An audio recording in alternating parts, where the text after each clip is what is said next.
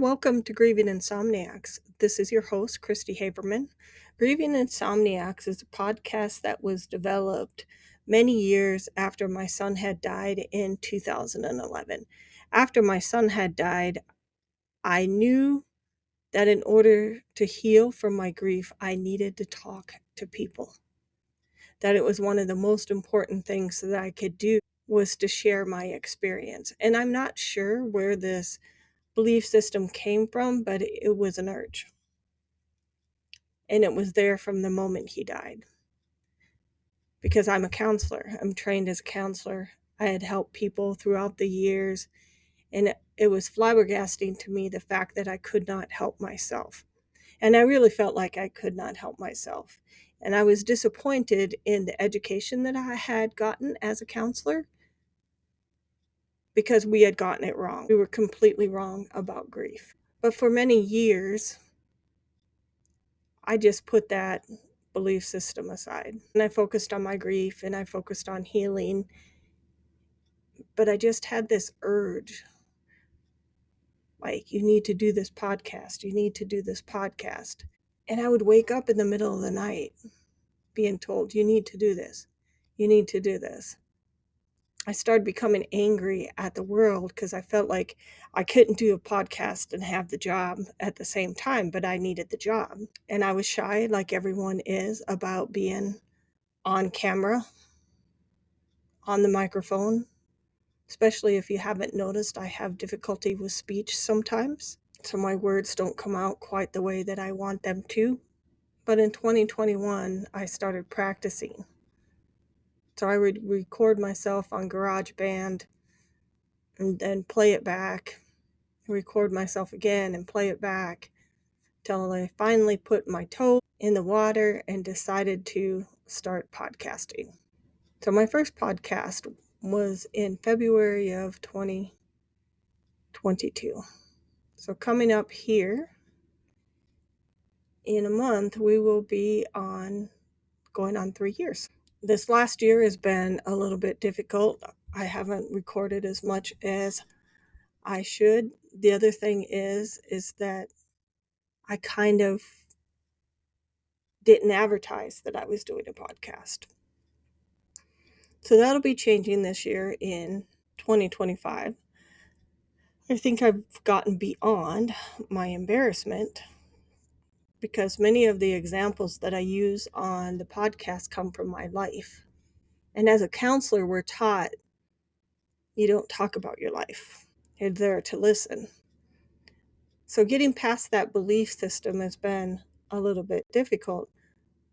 But one of the most important reasons why I wanted to do the podcast was to normalize what was happening. Because as I started joining support groups and interacting with other grieving people, I found that many people were experiencing what I was experiencing, but we didn't talk about it. I also called it Grieving Insomniacs because I had such a difficult time sleeping when my son died.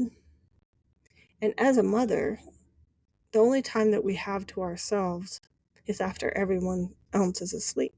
So that's how we got to be called Grieving Insomniacs. I believe this is my 99th episode. Hopefully in a couple of weeks I will have recorded 100 episodes. I'm struggling a little bit with coming up with topics. So is there something that you want to talk about or something that you want to know about? Leave me a message. I have an Instagram, Grieving Insomniacs. I have a Facebook, Grieving Insomniacs. And I also have an email, grievinginsomniacs@gmail.com. I would not recommend sending an email to me, however, so I'm not on there very often, but I am on Instagram quite often. So this week we are talking about ghosting. I'm older, I'm in my 50s. Back when we were teenagers, we really didn't talk about ghosting like they do now. It's more of a social media term. Until I realized that I had been ghosted during my grieving process. And I knew people had disappeared, but I didn't quite associated with the term ghosting. So I wanted to talk about the ghosting that's occurring to people that are grieving. And I wanted to give some tips about how to cope with it, do some education for people that haven't lost anyone, and just to have a general conversation about it. So the title of my episode is going to be Ghosting, Just Don't Do It to a Griever. And that's just the simple fact. For me, the most painful part of my child dying was the amount of people that ghosted me. And also, I was pretty isolated when my son first died. I live in a very rural community. We have one support group. I'm also a professional in this community. And I struggled with being vulnerable. I struggled with being vulnerable with people that could possibly be my clients one day, that knew my clients. I was ashamed of how I was feeling, not understanding that it was normal. So that's one of the things that if you listen to my podcast, that is critically important, is to understand that all your feelings that you have about grief are all important. There's nothing to be ashamed of. But I was very ashamed of my behaviors while I was grieving. But speaking up about the ghosting was because I thought it was about me. I didn't believe that it was about the other person. So before we get started, let's start talking about what is ghosting. Ghosting is the act of suddenly ending all contact with someone without explanation. We hear about this often in dating, where people go on Bumble, Tinder, they match with someone, go on one date, and then that person never talks to them again. You could be ghosted in romantic relationships, social relationships, friends ghost each other, and also professional relationships. But there's a type of ghosting that we're going to talk about called grief ghosting. And grief ghosting is when someone stops communicating with a grieving person without explanation. And this definition includes the following statement. It can be a painful and confusing experience that can lead to feelings of grief such as sadness, anger, loneliness, and abandonment. And I can 100% support that. Because you just don't understand. Like, did I do something wrong? Should I not be as sad? And that is definitely the message that was communicated to me over and over again, was that I was too sad. And an example of this would be the first Thanksgiving after my son died. That is one of my earlier podcasts where I talk about being ghosted on Thanksgiving. It's a very, very sad episode. Over the years, I've learned that I'm not the only one, but at the time that it was occurring, it was awful. So why may people ghost? Why do they do it? There's an article, and I encourage you to go out on Google. I can't remember the lady's name, but she said, ghosting equals cowardness. I agree with that. It was an interesting article. It was a short read, about 4 minutes, talking about how she got ghosted after her husband died. Ghosting may occur because people are avoiding emotional discomfort or not knowing what to say after a loss. The one thing I want to emphasize, you don't have to say anything. I remember one person that wasn't able to make it to the funeral. I can't remember why. And I seen her in a parking lot. She was getting gas and I was getting my Diet Pepsi. I drink a lot of Diet Pepsi. And she just held out her arms and I walked into them and just cried and she just held me. I didn't need anything else. I didn't need her to say anything else. That communicated it all. So I understand that it's difficult to see people in that state. But it's important to understand, as the griever, we're trying to navigate an emotional landscape of grief. It's complex, it's individual, it's deeply personal. And there's a wide range of feelings that ebb and flow in unpredictable ways. That's why we call it grief waves. I can be going along in the store and I can see a red Solo cup and I'll start crying because there's a reminder of Christopher. That's a trigger of a memory. And it's difficult to be that person with you in the store and being embarrassed about the outflow of emotions. But you also need to understand, as the one that's experiencing the loss, we're trying to navigate this new way of being in the world. We don't know how to navigate our grief. We are just trying to make it work. And it can be difficult for other people who interact with us to navigate the emotional roller coaster of their own emotions, watching us have our emotions. But I can tell you 100% that the wrong answer is to ghost someone. So my experience with ghosting occurred early in my grief process. I should say grief journey, because not only is it a process, but it's a journey. When my son died in 2011, at first I was surrounded by family and friends. There's this big shock. They all show up for you. You go through the typical traditions.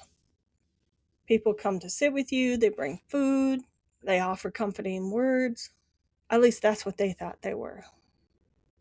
Please, when someone loses a child, do not tell them that their child is better off with God. They may not be ready to hear that. Please do not say it. Do not say that they're in a better place. Please don't do that. They may not be ready to hear that. Don't say, I know how you feel. Because you don't. And it feels very disingenuous. I have learned through this process of grief that it is important that you be careful with your words. Because when somebody says, I know how you feel, inside my head I'm asking, but did you have a child die? Because if you didn't have a child die, you don't know how I feel. When it's so painful and so difficult, especially for me, I'm one of those people that can be very stoic at first just to get through. I was in shock most of the time before the funeral. I couldn't process anything in the moment. I can't remember a lot of it. Those of you that know how memory works is that strong emotions can overflow the frontal part of your head. That's the frontal lobe.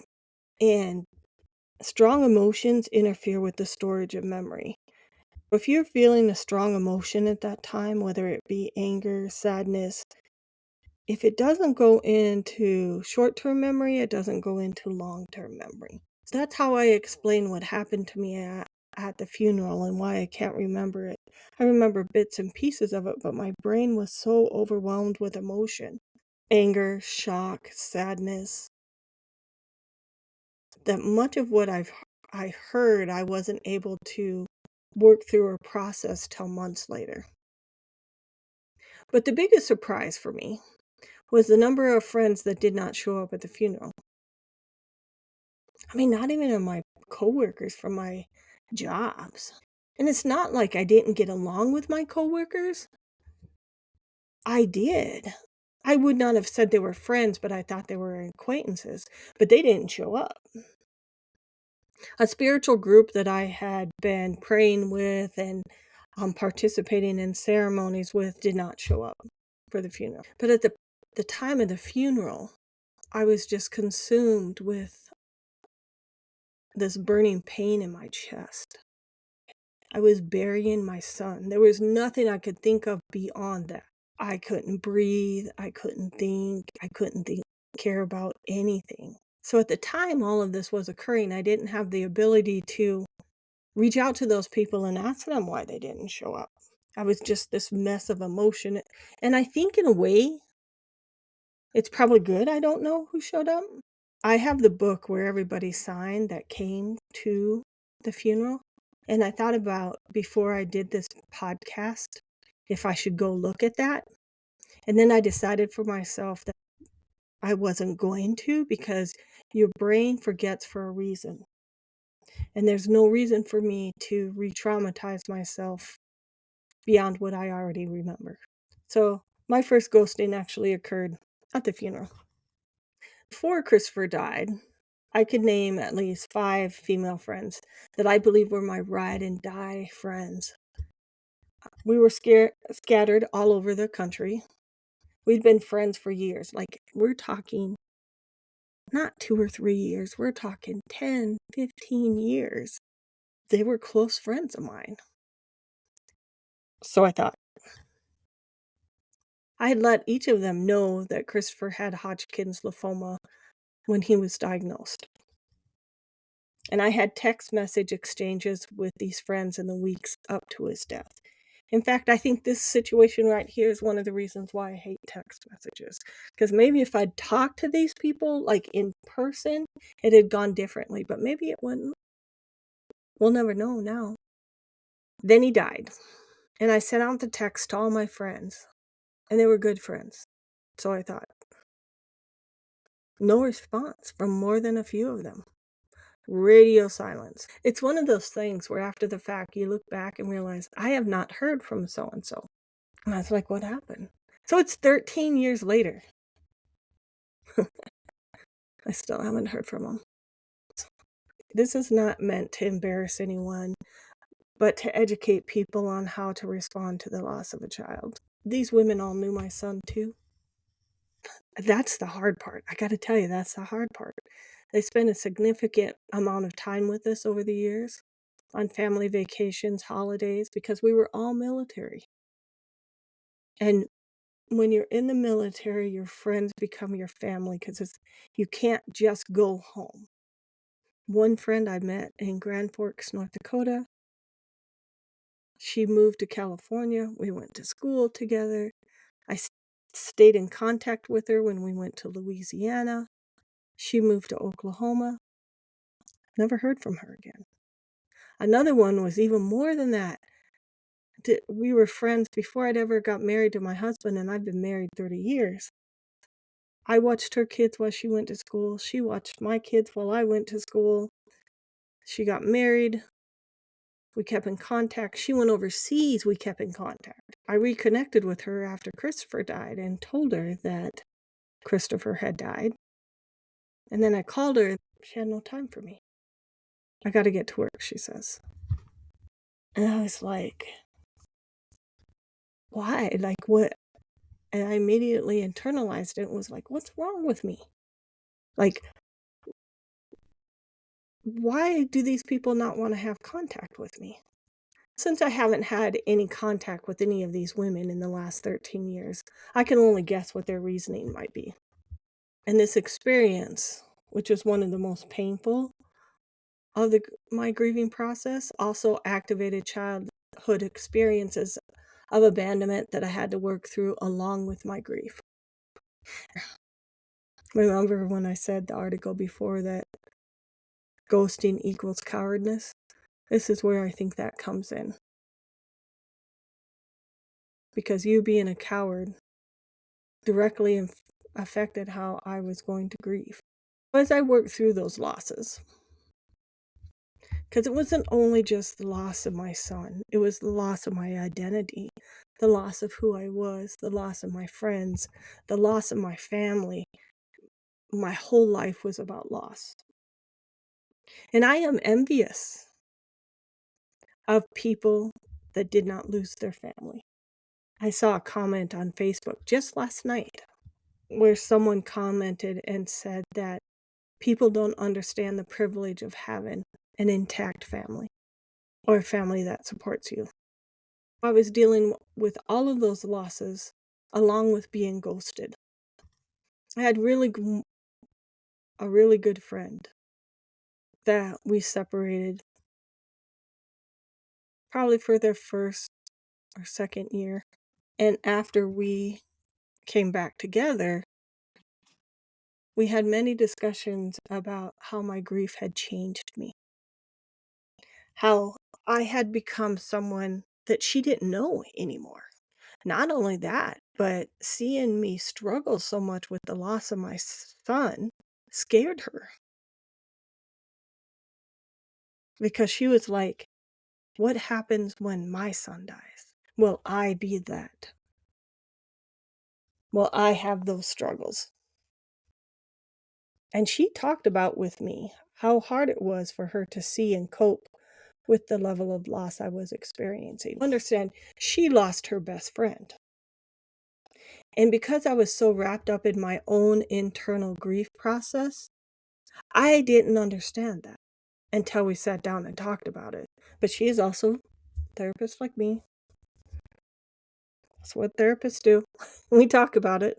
But she had to get to know me again as a grieving person. And then she had to decide if she even liked this new person I'd become. And that might be part of it too, why these women didn't talk to me anymore, is because they didn't want to put in the work, because I'm telling you, it was work. These were hard conversations that I had with my best friend. And we talked about the things that I did and said that were so painful for her, and the things that she did that were so painful for me. Because I was mean at times. I was so angry. So angry. I actually said to one of my friends, this is so bad. I actually said to him, why didn't they take one of your one of your children? Your children don't do anything. Yeah, it was hard. That was a mean thing to say. We worked through it all, but it was a lot of work on both of our parts. And we've come out on the other side as better friends than we were before, more definitely accepting of each other, but it took a significant amount of time. But most importantly, I think I accept her for who she is. No more creating these illusions in my brain. So that's another thing that I might summarize that my friends weren't able to do, is they didn't even try though. In grief ghosting, the inability to cope with the changes in the griever can lead to ghosting the griever. And maybe the sobbing on the telephone, I don't know. So I was ghosted first by my friends. My second experience with ghosting, don't get me wrong, there's many of them, but the one I'm going to describe coming up here is one of the ones that I would say impacted me the most. This occurred about 3 months after my son died. I was horribly depressed. Or it might have been a year later. Like, just remember, the brain doesn't remember things to what I do know for a fact, I was horribly depressed. Horribly depressed. I didn't get out of bed on the weekends. I didn't shower. I wore the same clothes day after day. I was on the struggle bus. So much on the struggle bus. And every summer, my husband and I's hobby is to go to garage sales. He wanted to continue like life was normal. I didn't. Life wasn't normal. I was firmly stuck in my grief. But I told him, I'll go with you and I'll sit in the car. I plopped one of them wide brim hats on my head to cover up my hair, and off we went. My clothes were dirty. I'm positive of that. I was a mess. My shirt was dirty. We pull up to this garage sale, and it was really busy. People everywhere. And I see my cousin Courtney. And I jumped out of the car. I probably didn't even have shoes on, because a lot of the times in the summer I go barefoot because I like to practice grounding. So I ran towards her, calling her name. Courtney, Courtney. She looked at me and she backed away. And I'm like, Courtney, Courtney. Now, she did not speak to me. She turned her back on me and practically ran away. I stood there on the sidewalk watching her walk away.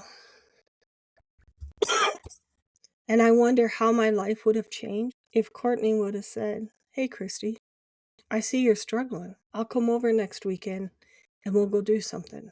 I'll pull you out. I'll support you. I'll talk to you. But she didn't. I watched her walk away. This was one of the most painful parts of my grieving journey, because I considered my cousins my sisters. And I just watched her walk away. Now, I'm already struggling. How could you not see that? But it wasn't important to her. She was a school board president, so her image was more important than reaching out to me, a severely depressed family member. I wish I could say that I learned my lesson that day, but I did not. That's the problem with growing up in a insecure, attached family and having lots of experiences of abandonment. You accept behaviors that you wouldn't normally accept. It took a few more times of her walking away before I realized that the image of her was one I created in my mind and not the reality of her. Because who I thought she was is not who she was. It's someone I created. And so also keep in mind that Courtney lived with us for a while when we were kids. Her parent left her with my mom. She has strong feelings about that, but that's her issue, not mine. This problem I have of only seeing people for who I want them to be, not who they are, is one that I have discovered while I'm grieving that I do regularly. And then I'm surprised when they show me who they really are. It's like, come on, Cristi, quit creating these people inside your head. You got to see them for who they are. So it's one of those things that I continually work with today is seeing people for who they are. And maybe another reason why Courtney couldn't talk to me is because she doesn't have the ability to be vulnerable. Because first she has to be vulnerable with herself, and she has to have feelings surrounding the fact that Christopher died because that was her nephew. And it's not like she didn't know him. It's not like she didn't know me. So maybe she didn't have the ability to be vulnerable with herself. Therefore, she couldn't be vulnerable with me. And then there's the whole issue of being empathetic. Maybe she's not empathetic. I don't know her anymore. I haven't talked to her since 2016. I don't know if she does. But I know for a fact she can't be present. That had always been there. I was always the one reaching out to her. I was always the one when I came back to South Dakota to visit, reaching out to her. She didn't reach out to me. Again, this is an example of how my expectations are, I see you how I want to see you, not as who you really are. And then the other thing is that the strong emotions that a griever has, that triggers strong emotions in other people. And as a counselor, I can tell you, many people aren't equipped to provide that support or are not equipped to even handle their own strong emotions. So how are they going to cope with theirs? But in the end, the results are the same. I was ghosted. So the consequences of ghosting, whether it be ghosting in grief, whether it's be ghosting after a date, there are short-term and long-term lasting effects on people's mental health. Now for me, because I was in such a poor emotional state anyway after Christopher died, that my friends ghosted me and Courtney behaving the way she did led to more feelings of abandonment, which led to more depression, which led to worsening mental health. So my way of coping with that was I withdrew from most social interactions. And I am still like that. I do not get attached to people anymore. It's so hard because I have these rose-colored glasses that I swear is just part of my being, that I have a hard time seeing people for who they are. But the other thing is it's too painful. It was so hard when these people ghosted me. The new people that I meet, I hold them at arm's length. In fact, I have a motto that says, I don't have friends. And I don't. At work, I'm a supervisor. I don't have friends. Yeah. I didn't talk about anything personal for the longest time. And I still really don't talk about Christopher dying. I keep that to myself, thinking no one cares. And honestly, probably no one does. I'll tell you at work, everybody at work knows I had cancer, have cancer, had, wherever I am in that particular process. No one's ever asked me how I'm doing. I just kind of tells you about my work environment. But anyway, starting the podcast became a way to share those feelings without anyone knowing who I was. So it kind of keeps me a distance from people while still sharing my story. Because if I need to, I can hide behind this microphone. Well, I had asked on Instagram about other painful things that were said to people in this interest of like ghosting. And another person shared the following story. It was her first Mother's Day after her miscarriage, and someone gave a toast to both mothers in the room. The other woman said, "Ha ha, what? Yeah, like she's a mother, all sarcastic like." Now why? Why is that necessary? I don't know if that's ghosting, but it sure is mean.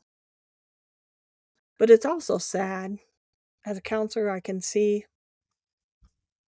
the purposes of the behavior because that's just how I'm trained to see it. That other person could not share the limelight and couldn't acknowledge the huge gaping hole in the other woman's life. What would have been so harmful about that? Why could you not just share the spotlight with her? Or better yet, how about she just keep those words inside of her mouth? That's what I mean.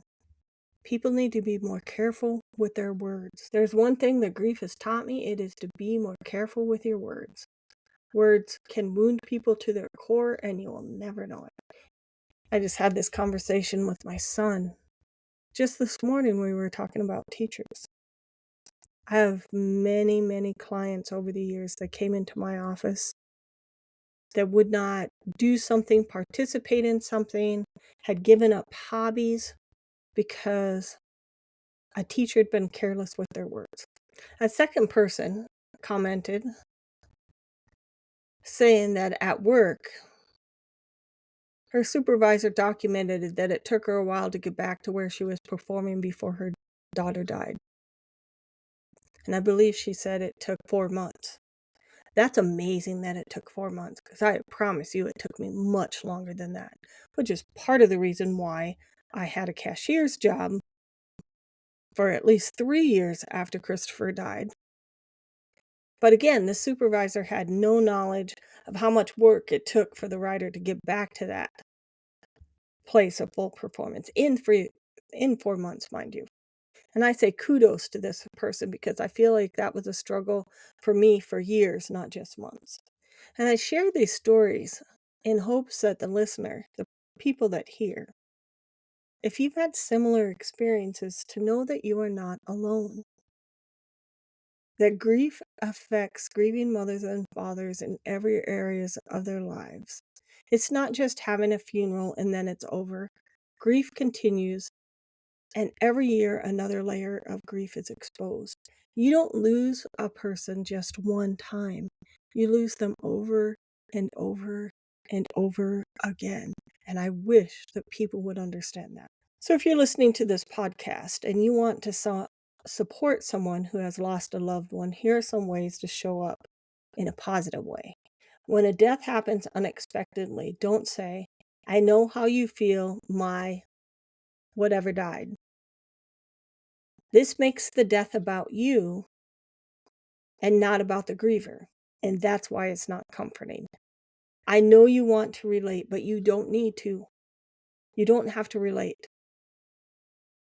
Just say, "I'm sorry." Provide support. Give a hug. Don't avoid the person.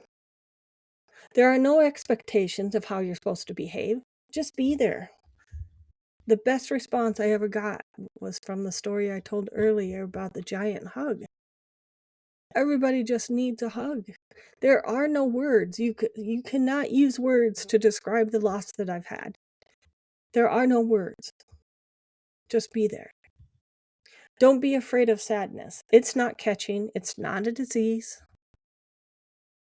Tears are healing, and talking about it is healing. This is my particular advice. I haven't seen this repeated somewhere else, but in case someone else relates to my story up above, don't wait to be invited. Show up, be present. Grieving people need to be pulled back into reality through connections with others. This has been especially difficult for me because I didn't have family support before my son died. And I most certainly didn't have it after my son died. In fact, my mom reached out to me to get comfort. And I couldn't. I couldn't comfort her. I didn't have the energy to carry her grief, my grief, much less anyone else's grief. I didn't hear from my brother for a year after my son died, and when he did reach out, he wanted to be comforted about his divorce. And again, even a year later, I didn't have the ability to help. Now, much of this might have been because of my training as a counselor and I'm empathetic to other people's pain, but I didn't realize until my son died that that's the role I played in my family is I was the one that carried their emotions and I just couldn't do it anymore. Don't be afraid to talk about the deceased person.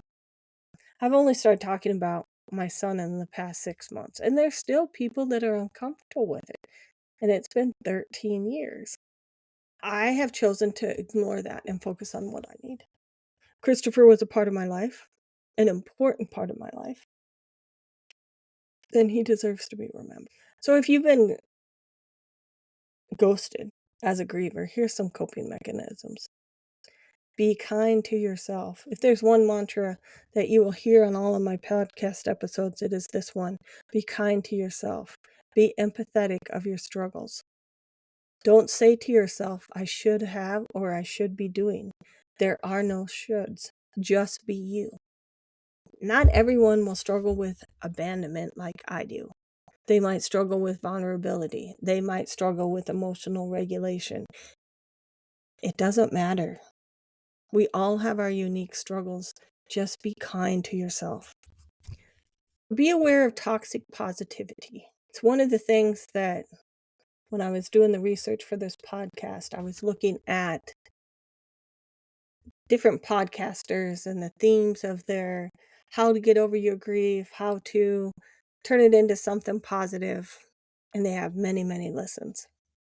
And I think that is due to desperation. The desperation on the part of us grievers because we want to feel better, we do. But right now in society, there's an emphasis in how to turn negatives into positives and to move beyond what is called negative emotions. So negative emotions are accepted. And yes, grief can give us motivation to start a new direction in life or give a person a purpose. But don't rush this process. You have to learn to sit with the negative emotions. If we shove our negative feelings aside and move too quickly into fake happiness, the negative feelings come out sideways, as we counselors call it. So coming out sideways is anger, irritability, avoidance behaviors, somatic illnesses, worsening mental health symptoms. All your feelings need to be expressed and understood. You got to get to the core of the issue. Your negative emotions are coming from someplace. They're usually connected to childhood. You have to deal with those childhood issues in order to deal with the negative emotions. And nothing tap dances on your childhood traumas more than grief. Brings all of that to the forefront. Another thing you can do is meditation. Now because I'm older, I put my feet straight up against the wall and I like to listen to meditations. My favorite is Lillian Eden on YouTube. I'll try to link one of her meditations in the description of this podcast. Utilize a support system, either a good friend, a good support group. I particularly like Instagram. My best friend is invaluable. Find your people. When I first started grieving, there was no one, and now I know there's more. And for everyone that listens to my podcast, I want you to know that I feel supported by you too. It brings me joy to hear and see that people are listening. I just hope that there's some comfort in my words or some advice that helps you cope a little bit better. And I just want to thank you for listening. So thank you for listening. This is Cristi Habermann signing off, trying to get better about doing the weekly podcasting. We'll see how it goes. Thanks for listening, and remember to be kind. Be kind to yourself.